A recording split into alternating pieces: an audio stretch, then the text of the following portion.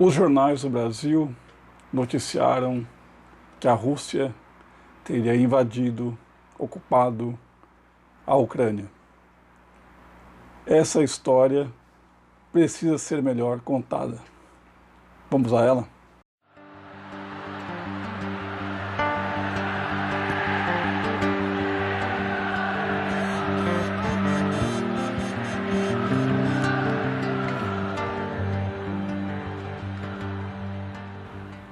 Um acontecimento importante na mídia brasileira foram as declarações de especialistas da Rede Globo, como Jorge Pontual e outros, que justificaram, digamos, a postura do Joe Biden, o presidente dos Estados Unidos, meio que invertendo a situação. Na verdade, houve uma provocação, como vocês sabem, há uma questão na Ucrânia sensível que envolve países separatistas e Kiev, que é outra coisa.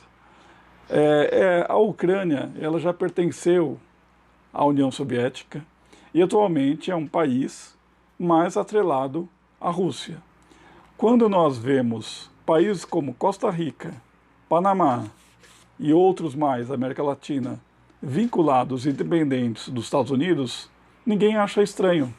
Mas quando nós vemos um país dependente ou vinculado, tanto politicamente quanto ideologicamente, da atual Rússia, aí, obviamente, todos os homens de bem, todos os cidadãos preocupados com a liberdade, justiça, etc., se erguem contra a ditadura russa, contra o tirano Vladimir Putin. Só que é preciso relativizar um pouco isso. Ninguém está aqui dizendo que o Putin é inocente. Ele é um grande estrategista, assim como Joe Biden. Só que o discurso se aplica a um, mas não se aplica a outros. Em 2002, chegou ao Brasil a tradição de O Teatro do Bem e do Mal, do Eduardo Galeano. Nós já falamos dele aqui neste canal há alguns meses, quando comentamos As Veias Abertas da América Latina. Esse livrinho do Eduardo Galeano, que está aqui, abre com um ensaio, que dá nome ao livro, que diz o seguinte: na luta do bem contra o mal, sempre é o povo que contribui com os mortos. Isso é muito importante nós observarmos, porque essa guerra que envolve Rússia, Estados Unidos, Inglaterra e outros países da OTAN, na Organização do Tratado do Atlântico Norte, ou seja, essa guerra que envolve uma disputa de poder pelas regiões estratégicas de que a Ucrânia faz parte, ela mostra bem como esse discurso maniqueísta, dicotômico, ou seja, que só enxerga o bem nas ações que o Ocidente faz e o mal nas ações que o Oriente ou qualquer país que não promulgue as mesmas regras do Ocidente fazem. Portanto, essa história antiga, nós sabemos, a rixa entre União Soviética, antiga União Soviética e Estados Unidos, ela começou logo após a Segunda Guerra Mundial, a gente lembra, mas enquanto eles foram úteis aos Estados Unidos, a União Soviética serviu ao discurso e foi, de certa forma, esquecida pela história. Nós sabemos que quem derrotou Hitler de fato foi decisivo, foi a colaboração da antiga União Soviética. Quando Hitler tentou invadir a União Soviética, foi, de certa forma, o esperneio final e, em seguida, Berlim e várias cidades da Alemanha começam a ser ocupadas por células militares, e aí União Soviética, Estados Unidos, Inglaterra, enfim. Outra coisa aqui no livro que explica bem essa questão, nesse mesmo ensaio, o Galeano diz o seguinte: o cientista alemão Werner von Braun foi mal quando inventou os foguetes V2 que Hitler lançou sobre Londres, mas transformou-se em bom no dia em que pôs seu talento a serviço dos Estados Unidos. Não sei se vocês sabem, mas a NASA nasceu dos escombros dos antigos colaboradores hitleristas.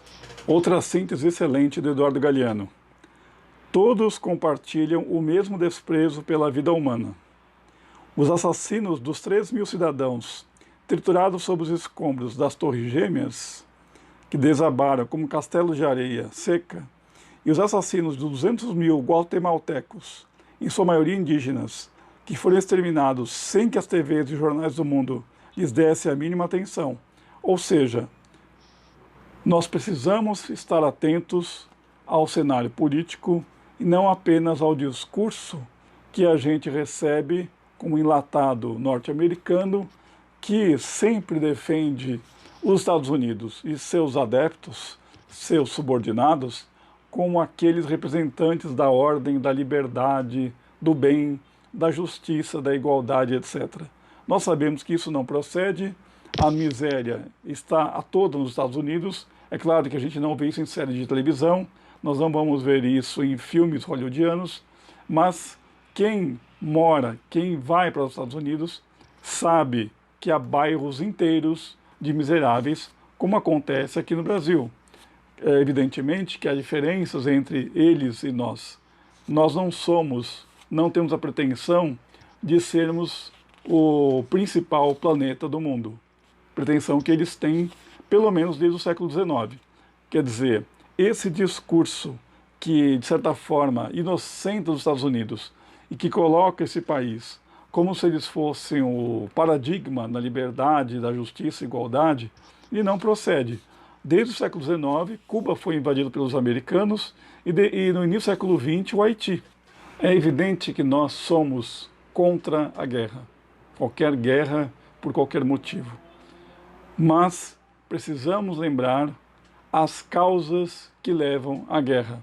Isso permitiria revisitar eventos da história que nós aprendemos na nossa escola subordinada ao modelão norte-americano, que, por exemplo, Pearl Harbor, o ataque surpresa japonês, foi uma reação aos constantes embargos econômicos dos Estados Unidos contra aquele país. Isso é uma coisa que tem que ser lembrada. A guerra atual na Ucrânia, que a meu ver, espero que dure pouco, que é mais um jogo de xadrez do Putin, eu espero que a gente perceba que essa guerra também é uma reação do Putin, ou, se quiserem, da Rússia, do Estado russo, contra a ameaça das bases americanas que são mais de 1.000 em todo o planeta, muito mais de 1.000. Os americanos foram instalando bases que são verdadeiras embaixadas armadas em todo o continente, não só americano, mas também países da Europa, da Ásia, da África, e, portanto, quando um presidente age energicamente e diz nós não vamos aceitar essa guarnição da fronteira armada, a gente precisa levar isso em conta. A guerra não nasce por acaso. É claro que ela favorece a indústria bélica, claro que ela favorece a morte, né, infelizmente, de milhares de pessoas. Certamente, se prolongar a guerra, isso vai acontecer, mas nós não podemos esquecer os verdadeiros motivos que levaram à guerra. Portanto, quando John Biden vem a público dizer que a culpa, ele acabou de dizer isso hoje, que a culpa é exclusiva da Rússia, desse ataque sem razão, sem motivo, ele já está aí dizendo, confessando que a causa pode ser outra. Vou finalizar este breve comentário com mais um textinho do Eduardo Galeano chamado Símbolos, desse mesmo livro.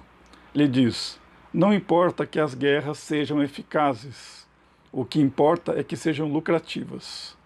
Desde o 11 de setembro, as ações da General Dynamics, Lockheed, Northrop Grumman, Raytheon e outras empresas da indústria bélica subiram verticalmente Wall Street, a bolsa as ama. Obrigado, até a próxima.